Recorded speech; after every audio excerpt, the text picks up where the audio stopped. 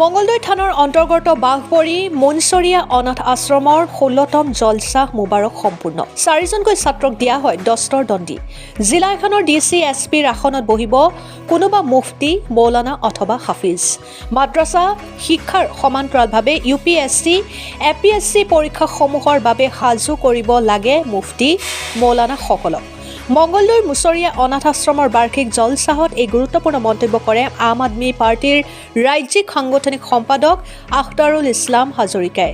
মদ ভাং ড্ৰাগছ জুৱা আৰু বাল্য বিবাহৰ বিৰুদ্ধে মঙ্গলদৈত গৰজি উঠিল হাজৰিকাই। মঙ্গলদৈৰ মনচুৰীয়া অনাথ আশ্ৰমৰ হাফিজিয়া মাদ্ৰাছাৰ শিক্ষান্ত সমাৰোহৰ অংশস্বৰূপে আহ্বান হৈছিল এই ধৰ্মীয় সভা। মুফতি মকিবুৰ ৰহমান আজহাৰীও উপস্থিত আছিল অনুষ্ঠানটোত। মঙ্গলদৈৰ পৰা হবিবুৰ ৰহমানৰ ৰিপৰ্ট, অৰুণোদয় আছাম। পোনপ্ৰথমে আপোনালোকক সকলোকে ধন্যবাদ জনাইছোঁ। আজি মঙ্গলদৈ সমষ্টিৰ অন্তৰ্গত আমাৰ বাঘপুৰী এলেকাত আজি মুনচুৰীয়া অনাথ আশ্ৰম মাদ্ৰাছাত এখন ৰাজহুৱা ধৰ্মসভা আছিল। সেই ৰাজহুৱা ধৰ্মসভাৰ ভিতৰত আজি আমাৰ ধৰ্ম হিচাপত 4জন হাফেজক ইয়াতে দস্তৰবন্দী দিয়া হৈছে আৰু ইয়াতে আমাৰ বিশিষ্ট অতিথি হিচাপত ইয়াতে উপস্থিত আছিল আমাৰ ডক্টৰ আখতাৰুল হাজৰিকা ডাঙৰীয়া।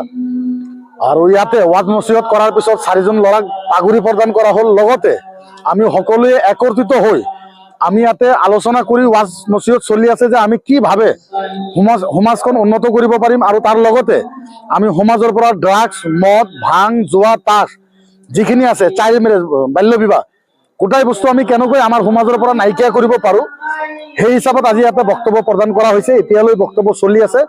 সকলোৰ তাত মই বিনম্ৰভাৱে অনুৰোধ কৰিম ইয়াৰ জৰিয়তে অসমত যিকোনো এটা জলচা বা ধৰ্মীয় সভা যিবিলাক জাগাত হয় মই অনুৰোধ কৰিম যে এটা আলেম হ'লেও যাতে এই মদ ভাং ড্ৰাগছৰ বিৰোধ যাতে তেওঁলোকে 5 মিনিটকৈ হ'লেও বক্তব্য যাতে দিয়ে যাতে আমাৰ অসমৰ পৰা সেইখিনি বস্তু আমি নাইকিয়া কৰিব পাৰোঁ।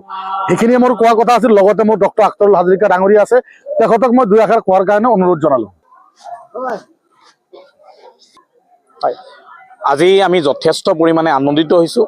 এইকাৰণে আনন্দিত হৈছোঁ কাৰণ এখন অনাথ আশ্ৰমৰ পৰা ইতিমধ্যে পবিত্ৰ কোৰআন শ্বৰীফ মুখাস্ত কৰি তেওঁলোকে হাফিজ হিচাপে নিজৰ চিনাকি লাভ কৰিলে আৰু ইয়াৰ লগে লগে তেওঁলোকক জেনেৰেল এডুকেশ্যন দিয়া হৈছে আৰু তেখেতলোকে এতিয়া ইয়াৰ পৰা গৈ অহা বছৰৰ ভিতৰত তেওঁলোকে মেট্ৰিক পৰীক্ষাত অৱতীৰ্ণ হ'ব। এইটো আচলতে খুব পজিটিভ চাইন হয় কাৰণ সমাজখনত ধৰ্মীয় শিক্ষাৰ লগতে যিটো জেনেৰেল শিক্ষা আছে সেই শিক্ষাকো একে সমানে প্ৰাধান্য দিয়া হৈছে আৰু এয়া কৰা উচিত। আমি বিচাৰোঁ যে এখন মাদ্ৰাছাৰ পৰা ভৱিষ্যতে এজন ডিচিৰ জন্ম হওক, এজন এছপিৰ জন্ম হওক, এজন IAS IPSৰ জন্ম হওক, এই কথাটো আমি বিচাৰোঁ। সেইকাৰণে আমি মুছলমান সমাজে বিশেষকৈ মাদ্ৰাছাত পঢ়া ছাত্ৰ ছাত্ৰীক জেনেৰেল এডুকেশ্যনৰ ওপৰত গুৰুত্ব দিব লাগে। আজি আমি মনচুৰীয়া যিখন অনাথ আশ্ৰম আছে আৰু তাত হাফিজিয়া মাদ্ৰাছা এখনো আছে, ইয়াতে আহিছিলোঁ। এওঁলোকৰ আজি আমি অসমীয়াত যদি ক'ব যাওঁ শিক্ষান্ত সমাৰোহ হৈছে। যিসকল ইয়াৰ পৰা পাছ কৰিছে 10টাৰ বন্দীতে এওঁলোকক দিয়া হৈছে। যথেষ্ট ভাল অনুষ্ঠান হৈছে আৰু যথেষ্ট মানুহৰ সমাগম হৈছে আৰু এইটো সঁচাকৈয়ে ভাল কথা কাৰণ কেৱল এখন ধৰ্মীয় সভাই নহয়, ইয়াত মদ ভাং ড্ৰাগছ আৰু সমাজৰ এক অন্য ব্যাধি বাল্য বিবাহৰ বিৰুদ্ধেও সজাগতা চলোৱা হৈছে। সেয়া সঁচাকৈয়ে যথেষ্ট ইতিবাচক দিশ। আজিৰ তাৰিখত অনাথ আশ্ৰম চলোৱাটো ইমান সহজ কথা নহয় আৰু এওঁলোকে ইমান সাহসেৰে এই আশ্ৰমখন চলাই আছে।